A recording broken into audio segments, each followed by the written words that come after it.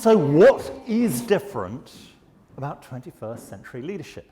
Actually, the first thing I discovered that's different about 21st century leadership is you need an anthem to come on stage, which was a complete shock for me. But anyway, I got through that and had Kitty Puri, as she apparently is called in that particular video. Anyway, right.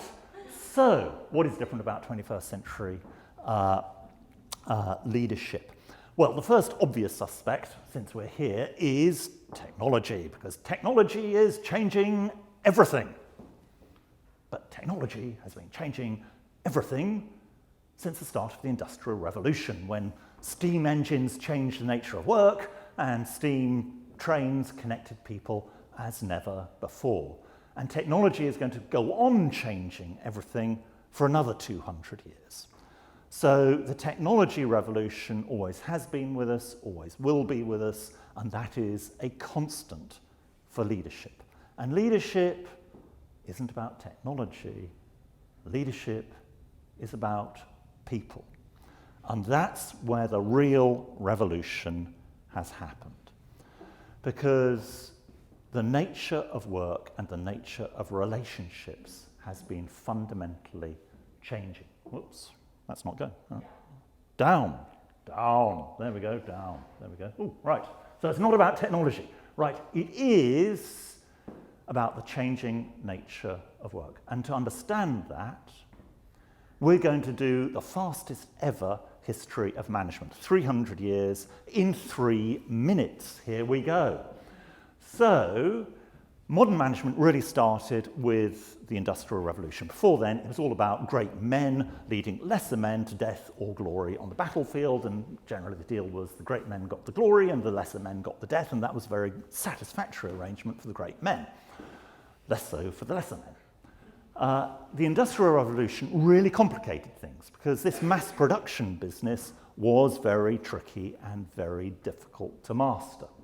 So, the bosses, to paraphrase Mourinho, had to be the brainy one.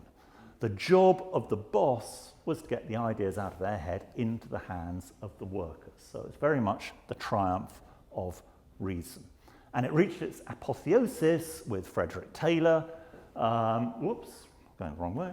Frederick Taylor, oh, we've lost him, all right, who introduced the world to scientific management and time and motion, and basically ground the workers down.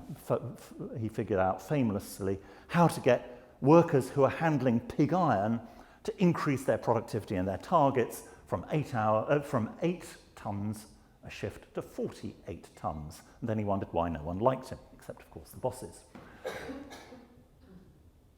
And at that point, Marx predicted that the workers would have a revolution. But in fact, the workers did something even worse from the point of view of the bosses. They didn't get a revolution, they got an education, which meant that although they could do more, they obviously demanded more. They could no longer be treated as unreliable machines.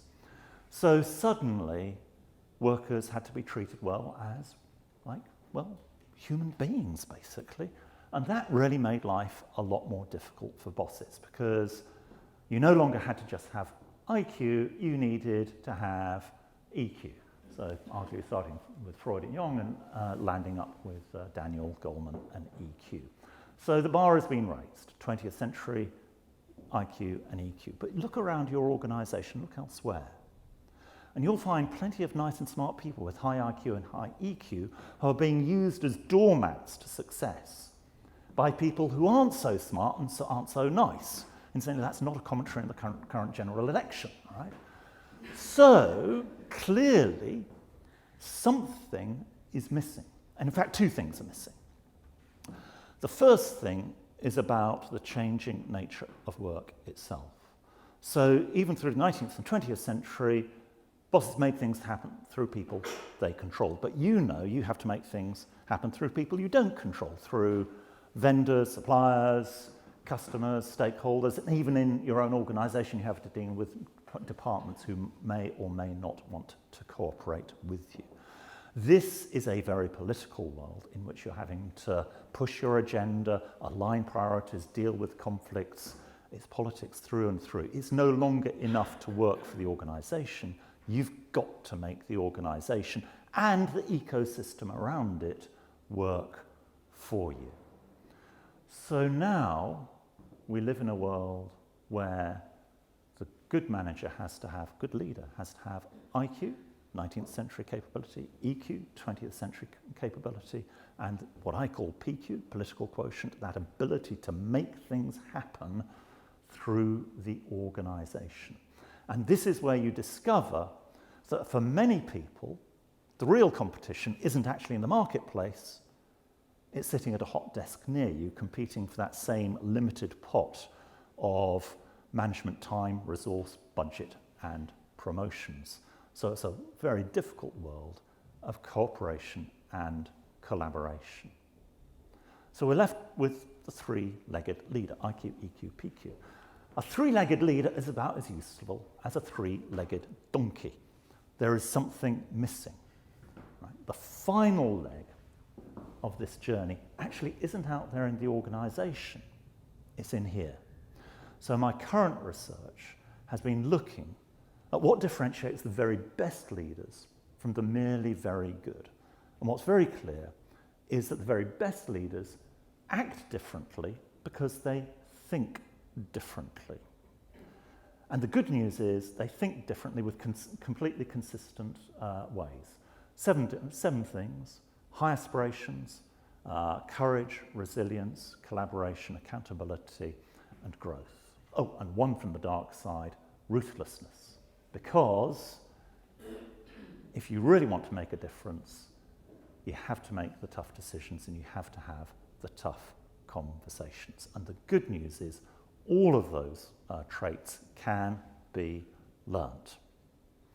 So finally, there is one timeless lesson, and this is it. Anyone can learn, and we can all learn to lead better. So whatever your journey is, enjoy it. Thank you very much. Oh,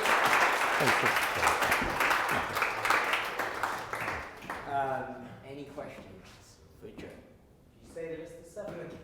Yeah, I was wondering, did I remember them? Okay, so it starts with high aspirations, courage, resilience, positive, optimistic view of the world. Interesting one for a recovering pessimist like myself. How do you learn that? Accountability, collaboration, and growth. Whew, I remember the 7. Plus the one from the dark side, ruthlessness, which isn't about being a psychopath, incidentally. It's about being focused on achieving the goal. Any other questions for Jo? Yep. There's loads of literature on IQ and EQ. Yep. Never really come across political quotient. No. Is there any? There are some brilliant books called, for instance, How to Manage. Who wrote that? Oh, hang on. So it's one I am writing about a fair amount, and How to Manage does IQ, EQ, PQ, because they're different but complementary skills. And it's not about being Machiavellian and unpleasant. It's actually about making the organisation work for you and getting through this whole cooperation and collaboration, which is a very, very difficult world. But if you can do that in an ambiguous world, you're doing really well, and you won't be replaced by AI. Okay? Oh, and incidentally, even IQ can be learned. Okay? Because business IQ isn't about being academically smart. It's about pattern recognition in deep ambiguity. And if you think of it that way, we can all acquire that.